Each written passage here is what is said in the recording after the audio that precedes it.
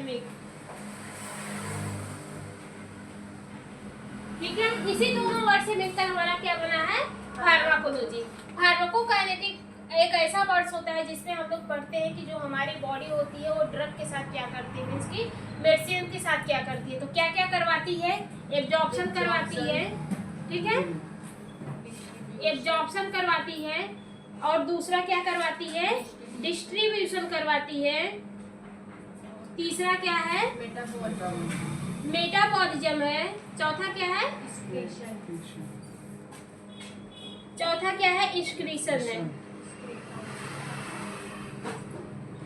इतना function performs करती है हमारी बॉडी किसके साथ, ड्रग के साथ, एक मेडिसिन के साथ। अभी जो यहाँ पे जितने भी आप ले रहे हैं ये क्या है, एक टाइप की ड्रग है, एक टाइप की क्या है, मेडिसिन है, जो किसमें यूज होती है, किसी भी बीमारी को बचाने के लिए, बीमारी अगर हो गई है उसको ट्रीट करने के लिए हम लोग क्या करते हैं, मेडिसिन का यूज करते हैं। प्रिवेंशन करवाने के लिए, डायग्नोस करने के लिए, बीमारी को प्रिवेंट करने के लिए, बीमारी को ठीक करने के लिए, बीमारी को पता लगाने के लिए हम लोग किसका यूज करते हैं, मेडिसिन का यूज करते हैं। ठीक है, फार्माकोलॉजी में हम आज टू आज किसके बारे में पढ़ेंगे, मेडिसिन के बारे में पढ़ेंगे। ये मेरा फार्माकोलॉजी होता है, दो वर्ड से मिलकर बनता है, फार्माकोकाइनेटिक और फार्माकोडायनेमिक। फार्माकोकाइनेटिक में हम लोग स्टडी करते हैं कि हमारी जो बॉडी होती है वो ड्रग के साथ कौन कौन सा एक्शन शो करती है।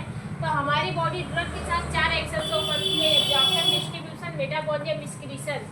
ठीक है, लेकिन जो ये फार्माकोडायनेमिक होता है इसमें हम लोग पढ़ते हैं कि जो ड्रग होता है वो हमारे बॉडी के साथ क्या करता है, जो ड्रग होता है वो हमारे बॉडी के साथ क्या करता है। तो जो ड्रग होता है वो हमारे बॉडी के साथ सिर्फ 2 ही एक्शन देता है, एक तो आपका हो जाएगा इफेक्ट, ठीक है, क्या हो जाएगा, एक इफेक्ट, और एक आपका हो जाएगा साइड इफेक्ट। ठीक है, इफेक्ट और साइड इफेक्ट। फिर इसके बाद हमारी कौन सी टॉपिक थी, एब्जॉर्प्शन। एब्जॉर्प्शन क्या होते हैं, जब हम कोई भी दवा खाते हैं वो दवा हमारे पेट में जाती है, पेट में जाने के बाद उसका क्या होता है, डिसइंटीग्रेशन होता है। दवा का क्या होता है, डिसइंटीग्रेशन होता है, मीन्स कि वो दवा हम खाते हैं तो हमारे जब स्टमक फ्लूइड में जाती है, पेट में जाती है, तो वहाँ पे क्या होती है, छोटे छोटे पार्ट में कन्वर्ट होती है। ठीक है, एक जो हमारे लार्ज पार्टिकल जब हमारे छोटे छोटे पार्टिकल्स में कन्वर्ट होते हैं तो प्रोसेस क्या कहलाती है, डिसइंटीग्रेशन कहलाती है। डिसइंटीग्रेशन एक ऐसी प्रोसेस होती है जिसमें हमारे जो लार्ज पार्टिकल्स होते हैं वो कन्वर्ट हो जाते हैं स्मॉल पार्टिकल्स में। ये प्रोसेस कहाँ पे होती है, किसके साथ हो रही है, ड्रग के साथ हो रही है, कहाँ पे हो रही है, हमारे स्टमक में हो रही है। फिर हमारे स्टमक फ्लूइड में ये जो दवा है जो छोटे छोटे पार्ट में कन्वर्ट हुई है, इसका सरफेस एरिया डिक्रीज हुआ है ना, ये हमारे लार्ज सरफेस का था, ठीक है, एक स्मॉल सरफेस का है। इसका जब सरफेस एरिया डिक्रीज होगा तो ये क्या हुआ, ये हमारे स्टमक फ्लूइड में डिजॉल्व होगी। डिजॉल्व होने के बाद ये हमारा क्या है, स्टमक फ्लूइड है, जे आकार का होता है ना जी। स्टमक फ्लूइड में क्या हुई, दवा डिजॉल्व हुई, ये हो गया, सोल्यूशन बन गया। ठीक है, फिर इसके बाद यही दवा हमारी कहाँ पे जाएगी, ब्लड में जाएगी। यहाँ पे जहाँ स्टमक फ्लूइड है यहाँ पे क्या है, छोटे छोटे पोर्स लगे होते हैं, हमारी ये दवा कहाँ पे रीच करके जाएगी, ब्लड में जाएगी। ठीक है, ये दवा का एब्जॉर्प्शन हो रहा है। एब्जॉर्प्शन एक ऐसी प्रोसेस होती है जब मैक्सिमम अमाउंट ऑफ ड्रग, ठीक है, हमारे माउथ से होते हुए स्टमक फ्लूइड में, ऐसे समझिए, एब्जॉर्प्शन एक ऐसी प्रोसेस होती है जब हम रूट ऑफ ड्रग, मतलब किसी भी टाइप का जो ड्रग होते हैं, सॉल्यूशन हो गया आपका, कैप्सूल हो गया, टैबलेट होगा, पिल्स होगा, जो हम ओरली मुंह से लेते हैं, वो हमारे स्टमक में जाकर डिसइंटीग्रेशन होता है, फिर स्टमक फ्लूइड में डिजॉल्व होता है। डिजॉल्व होने के बाद वो हमारे कहाँ पे एब्जॉर्ब हो जाता है, ब्लड में एब्जॉर्ब हो जाता है। ठीक है, जो दवा हमारे ब्लड में रीच कर रही है उसी प्रोसेस को क्या कहते हैं, एब्जॉर्प्शन कहते हैं। मीन्स कि ब्लड स्ट्रीम में ड्रग को पहुंचाना ही कौन सी प्रोसेस कहलाती है, एब्जॉर्प्शन कहलाती है। लेकिन ये दवा जो हमारे स्टमक से जो हमारे ब्लड में जा रही है, तो ब्लड में भी भाई तो मेम्ब्रेन होती है, ब्लड में क्या होते हैं, मेम्ब्रेन होते हैं,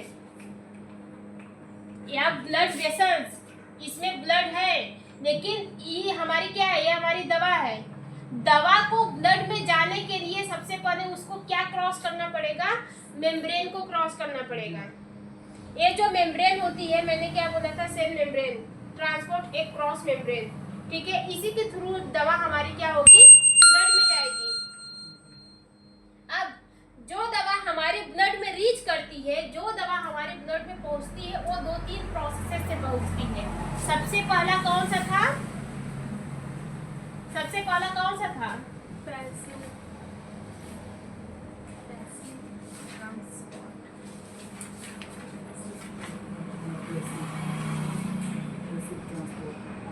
सबसे पहला कौन सा था, passive transport. Passive transport, passive transport के थ्रू हमारी दवा क्या होती है, हमारे ब्लड में जाती है।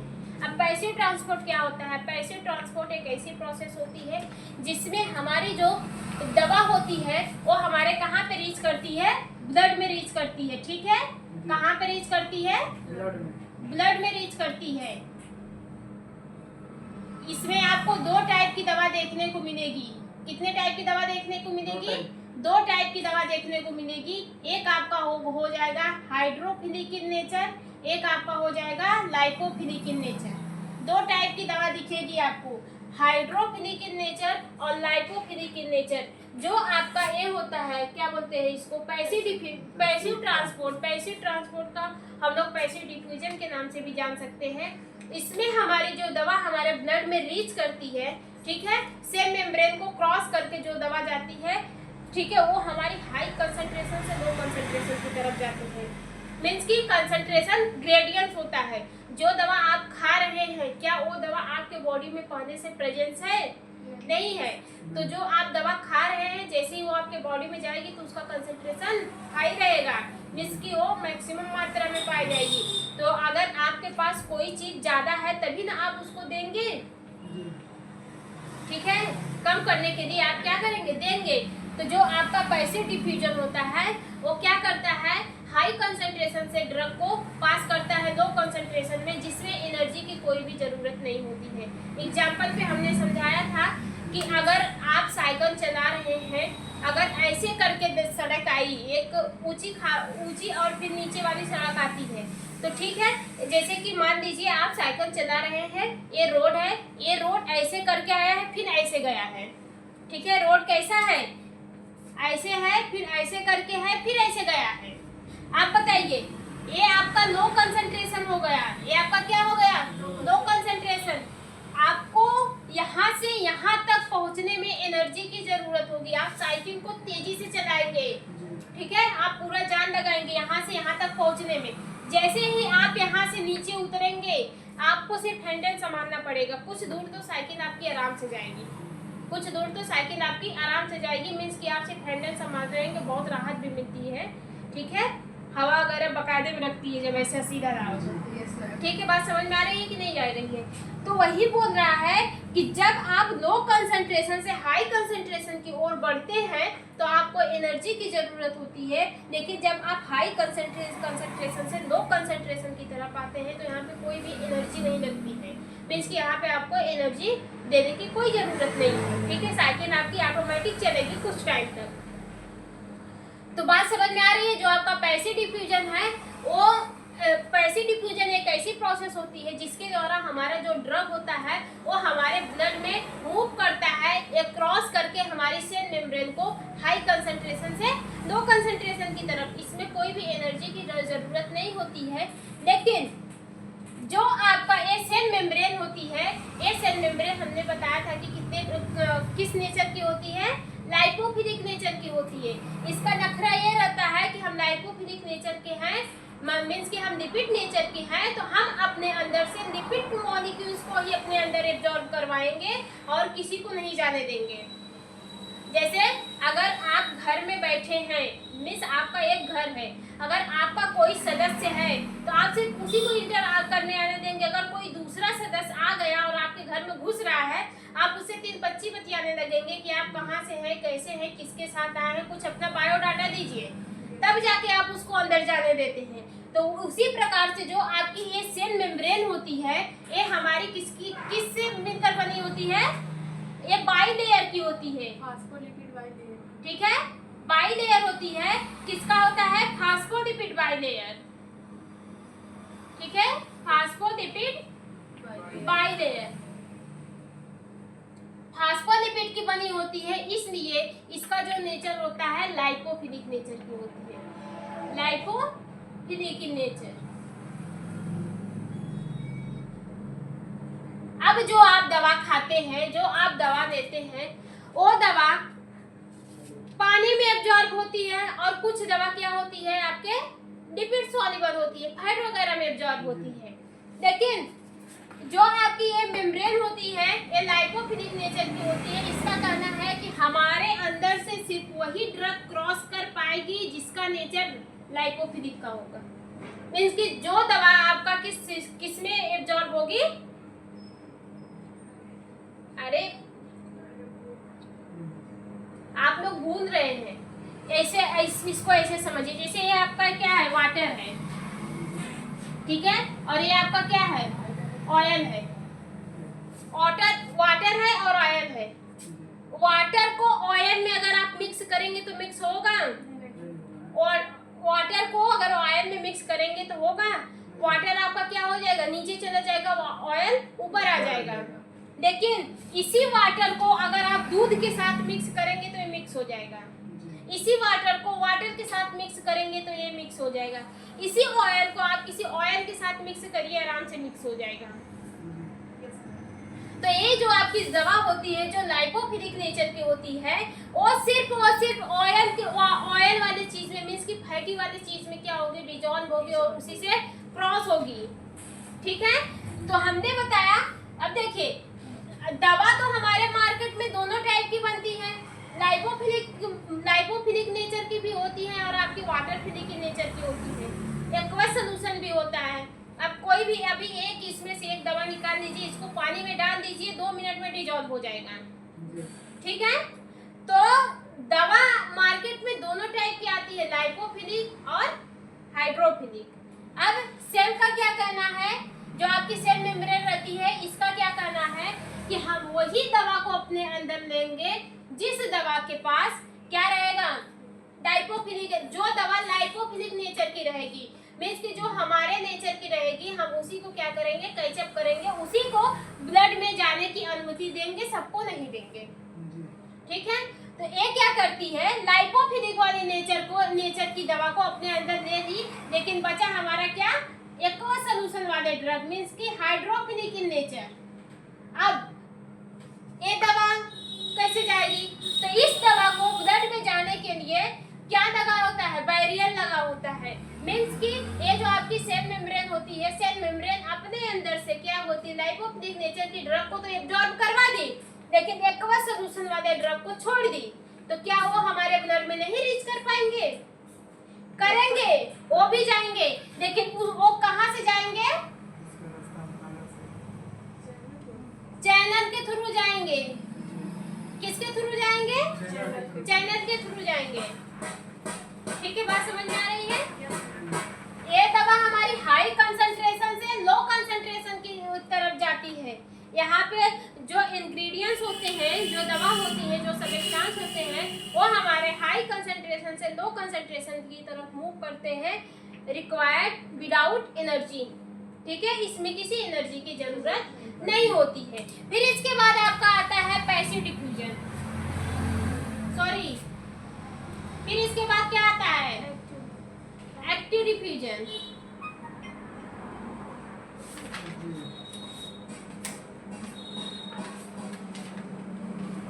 फिर इसके बाद क्या आता है, दूसरा एक्टिव डिफ्यूजन। एक्टिव डिफ्यूजन एक ऐसी प्रोसेस होती है, ये भी हमारे ड्रग को हमारे ब्लड में पहुंचाने के लिए यूज की जाती है, ठीक है। एक दवा को हमारे ब्लड में पहुंचाने के लिए हम लोग क्या करते हैं, इसका यूज करते हैं। ये क्या कर रहा था, एक्टिव डिफ्यूजन का मानना है कि इसमें से जो हमारी दवा जाएगी वो लो कंसंट्रेशन से कहाँ पे मूव करेगी, हाई कंसंट्रेशन की तरफ मूव करेगी, लो कंसंट्रेशन से हाई कंसंट्रेशन की तरफ मूव करेगी। अगर ये दवा लो कंसंट्रेशन से हाई कंसंट्रेशन की तरफ मूव कर रही है, तो आप लोग बताइए क्या इसमें एनर्जी की रिक्वायरमेंट होगी, यस मैम, बिल्कुल होगी। इसमें एनर्जी की रिक्वायरमेंट होगी, इसको मेहनत करने की बहुत ज़रूरत होगी। जैसे कि आप आयरन, विटामिन वगैरह का दे सकते हैं, जो इसकी भी कैल्शियम होगा, आयरन हो गया, फॉस्फोरस हो गया, इसका भी कंसंट्रेशन हमारे बॉडी में प्रेजेंस होता है। किसी भी वजह से अगर हम इस दवा को दे रहे हैं तो वो दवा का कंसंट्रेशन ऑलरेडी हमारे बॉडी में होता है, और जो आप लेते हैं वो एमजी के रूप में देते हैं और वो हमारे बॉडी में काफ़ी मात्रा में प्रेजेंस होता है। तो वहाँ की जो दवा होती है वो लो कंसंट्रेशन से हाई कंसंट्रेशन की तरफ मूव करेगी। ये बाहर वाली दवा आपकी लो कंसंट्रेशन में रहेगी, लेकिन आपके बॉडी में भी तो कैल्शियम, आयरन वगैरह प्रेजेंस होते हैं, विटामिन होती हैं, ठीक है। तो ये हमारी क्या करेगी, लो कंसंट्रेशन से हाई कंसंट्रेशन की तरफ मूव करेगी। इसमें किसकी जरूरत होगी, एनर्जी की जरूरत होगी, ठीक है। एक इसमें यूज होती है ड्रग को हमारे ब्लड में पहुंचाने के लिए, ठीक है। फिर इसके बाद क्या आता है, हमारा फैसिलिटेटेड डिफ्यूजन रहता है।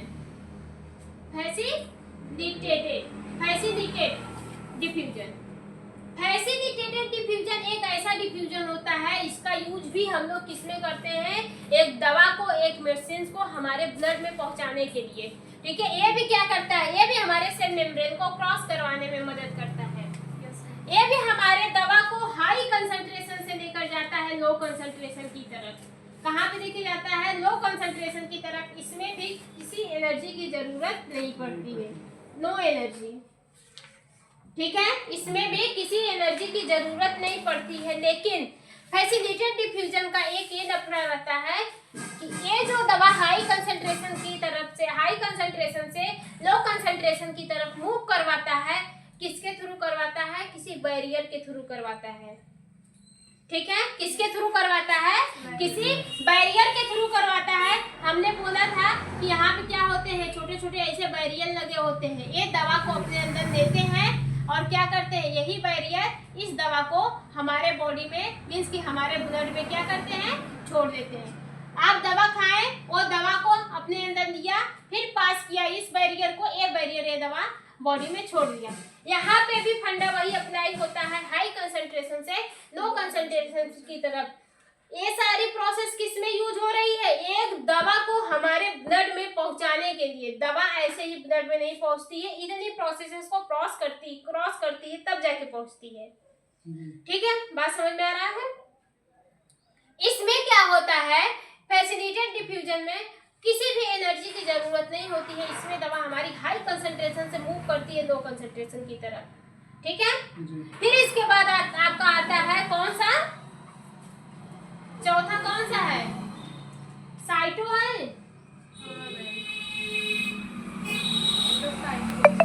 इंडोसाइटोसिस है, ठीक है। कौन सा है, इंडोसाइटोसिस। इंडोसाइटोसिस ऐसी प्रोसेस होती है, इसका भी यूज हम लोग ड्रग को ब्लड में, इसका भी यूज कहाँ पे होता है, ये भी किसमें रोल निभाती है, अपना ड्रग को ब्लड में पहुंचाने के लिए। लेकिन ये क्या करती है, दवा को खा जाती है। दवा को, ये जो हमारी सेल मेम्ब्रेन होती है, सेल मेम्ब्रेन पे जो हमारी सेल्स होते हैं, वो दवा को क्या करते हैं, खा जाते हैं। दवा को खाकर क्या करते हैं, हमारे ब्लड में छोड़ देते हैं, ठीक है। इस तरीके से दवा हमारी पहुंचती है, कहाँ पे, ब्लड में पहुंचती है। तो आज की हमारी टॉपिक क्या थी, factor affecting absorption of drug. क्या है, factor affecting absorption of drug. ये हम जो रिपीटेड किए हैं, रिपीट करने का फंडा सिर्फ एक ही है कि आपको फैक्टर अफेक्टिंग समझ में आए। अब एक दवा को ब्लड में जाने के लिए, जब एक दवा हमारे ब्लड में रीच कर रही है, तो कौन कौन सा ऐसा फैक्टर होता है जो इस प्रोसेस को डिस्टर्ब करता है या फिर इस प्रोसेस को होने में रोकता है, उसी को क्या कहते हैं, factor affecting absorption of drug. Means कि एक दवा को बॉडी में एब्जॉर्ब करने के लिए ऐसी कौन कौन सी चीज होती है जो रोकती है, जो अफेक्ट करती है। आप अगर पढ़ रहे हैं, ठीक है, अगर आपको छोटा बच्चा डिस्टर्ब कर रहा है तो क्या कर रहा है, वो आपको अफेक्ट कर रहा है, आपको पढ़ने से रोक रहा है, आपका माइंड डाइवर्ट कर रहा है। तो जब आपके बॉडी में एब्जॉर्प्शन हो रहा है तो उस एब्जॉर्प्शन को भी अफेक्ट करता है, कोई ना कोई चीजें क्या करती हैं, अफेक्ट करती हैं। कौन कौन सी चीजें अफेक्ट करती हैं, आज हम उसी के बारे में आप लोग को पढ़ाएंगे, ठीक है। जैसे कि हमने क्या बताया, देखिए दो प्रोसेस होती है, इसको साफ करना है।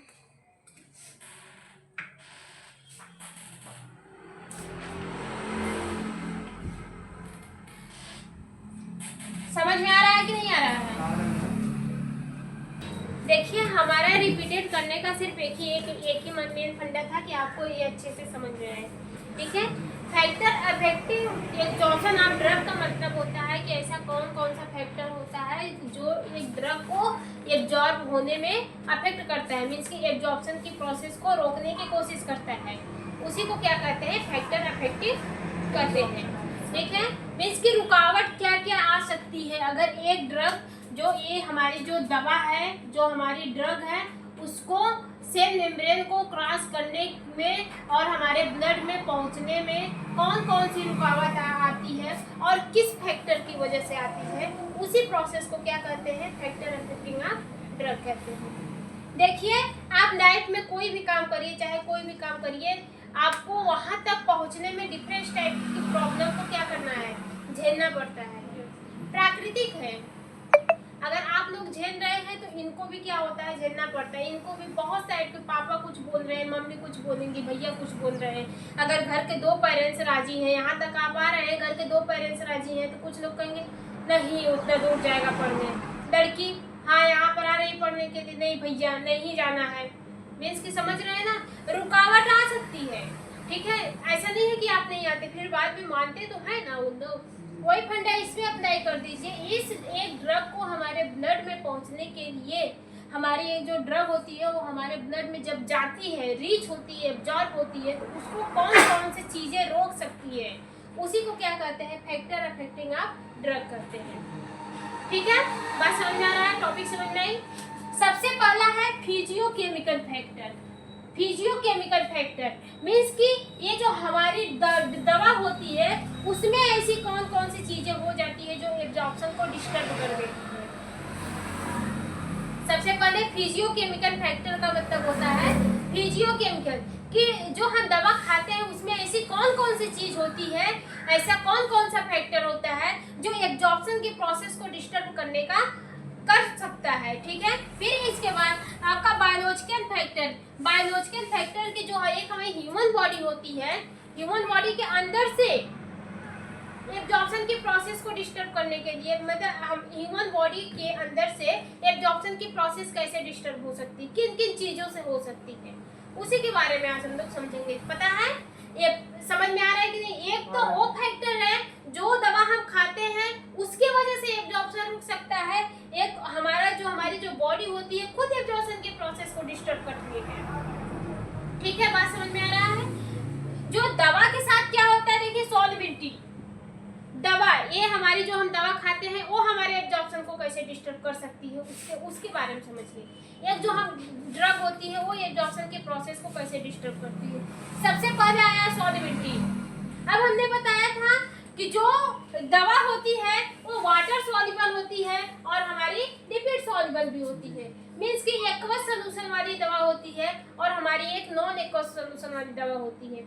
जो एक्वस सॉल्यूशन वाली दवा होती है वो सिर्फ किसमें डिजॉल्व होगी, वाटर में ही डिजॉल्व होगी, और जो नॉन एक्वस वाली सॉल्यूशन होती है वो किसमें डिजॉल्व होगी, लिपिड सॉल्यूशन में डिजॉल्व होगी, लिपिड सॉल्यूशन में ही डिजॉल्व होगी।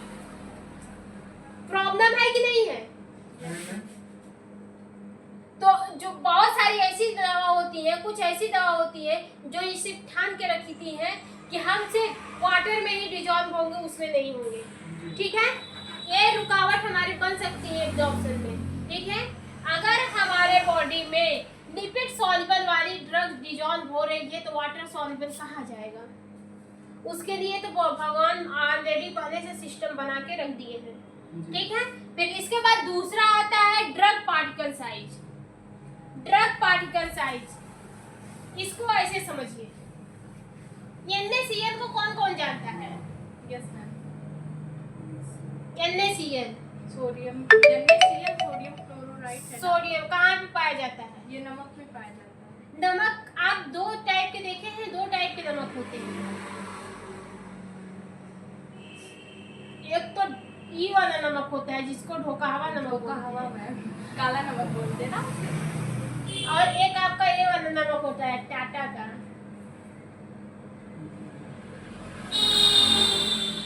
ये क्या है, टाटा का है।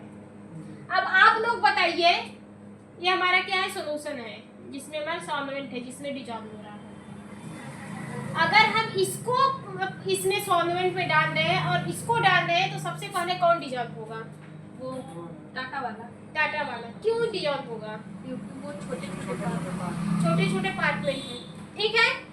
तो पार्टिकल साइज मायने रखती है कि अगर एक दवा का पार्टिकल साइज स्मॉल है तो वो बहुत जल्दी डिजॉल्व हो सकता है, लेकिन उसी दवा का पार्टिकल साइज क्या है, लार्ज है, तो हमारा दवा क्या है, बहुत टाइम लगेगा डिजॉल्व होने के लिए, ठीक है। पार्टिकल साइज मायने रखती है। अगर किसी भी दवा का पार्टिकल साइज छोटे में हो जा रहा है तो ये दवा आसानी से डिजॉल्व हो जाएगी, लेकिन किसी भी ड्रग की पार्टिकल साइज अगर मैक्सिमम अमाउंट में है तो वो दवा आसानी से डिजॉल्व नहीं हो सकती है। तो ये भी एक रुकावट हो सकता है एब्जॉर्प्शन में, ठीक है। फिर इसके बाद क्या है, फार्मुलेशन।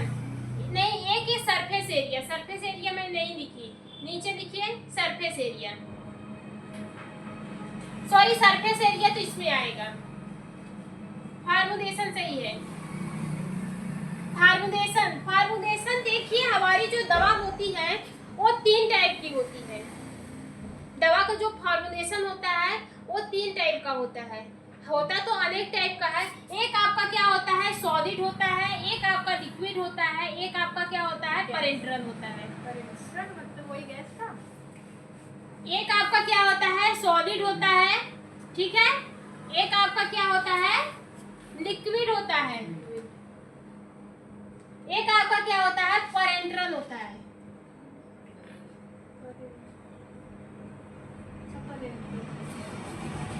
ये जो आपके सामने जो कैप्सूल पड़ा है ये आपका कौन सा है, ये आपका सॉलिड डोजेज फॉर्म है।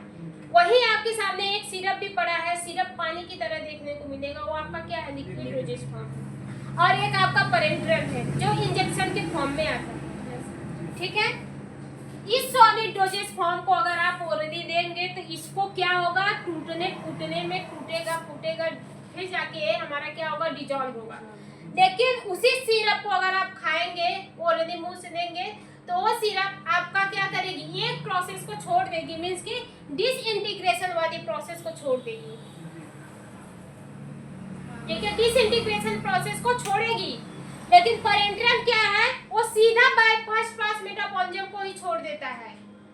सीधा कहाँ पे जाता है, मसल्स में, मसल्स है तो मसल से ब्लड में जाएगा, नहीं तो वैसे हम लोग ऑलरेडी क्या करते हैं, ब्लड में ही इंजेक्ट करते हैं, इंजेक्शन के ऊपर डिपेंड करता है, ठीक है। तो इसकी जो एब्जॉर्प्शन होता है सबसे ज्यादा किसका देखने को मिलेगा, सबसे जल्दी आपका पेरेंट्रल को देखने को मिलेगा, फिर लिक्विड का देखने को मिलेगा, फिर इसके बाद आपका किसका देखने को मिलेगा, सॉलिड का देखने को मिलेगा।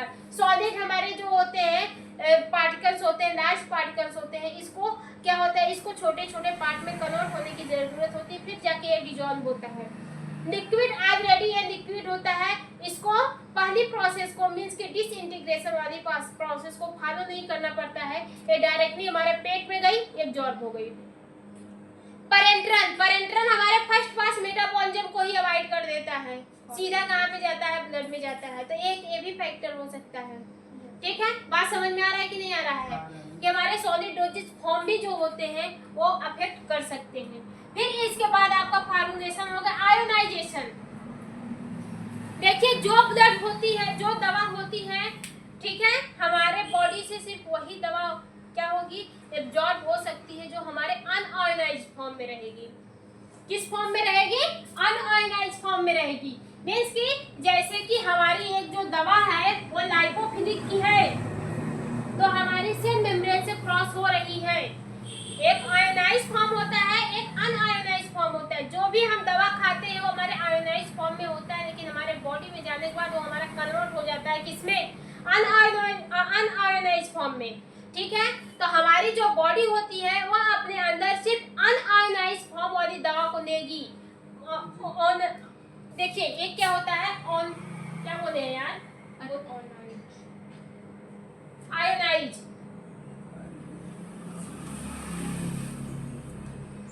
आयोनाइज एक आपका होता है अन आयोनाइज, अनआयोनाइज वाला मतलब होता है जिसके पास कोई चार्जेस हो। ये अनआयोनाइज मतलब होता है जिसके पास कुछ भी ना हो। बात समझ में आ रहा है? जो आपकी दवा होती है वो आपकी आयोनाइज फॉर्म में होती है, जैसे ही आप बॉडी में लेते हैं वो अनआयोनाइज फॉर्म में कन्वर्ट होती है। इसमें भी प्रोसेस होता है, अनआयोनाइज फॉर्म में कन्वर्ट होती है, तब जाके वो दवा आपके रीच कर पाती है आपके ब्लड में। ठीक है? जो आपका सेल मेम्ब्रेन होता है उसका कहना रहता है कि हम ब्लड में उसी दवा को पहुंचाएंगे जो अनआयोनाइज फॉर्म में रहेगी, मीन्स कि जिसके पास किसी भी टाइप का कोई भी चार्जेस न रहे। ठीक है? तो अगर अफेक्ट कर रहा है कि नहीं, ये भी एक फैक्टर है जो अफेक्ट कर सकता है। मीन्स कि अगर कोई भी दवा हमारे अनआयोनाइज फॉर्म में नहीं हुई तो हमारी ब्लड तक नहीं पहुंच पाएगी। जब ब्लड तक वो दवा नहीं पहुंचेगी तो उस दवा का डिस्ट्रीब्यूशन नहीं होगा। ठीक है? अगर उस दवा का डिस्ट्रीब्यूशन रुका तो उस दवा का मेटाबॉलिज्म रुकेगा। उस दवा का अगर मेटाबॉलिज्म रुका तो उसका साइड ऑफ एक्शन आपको कहाँ से देखने को मिलेगा?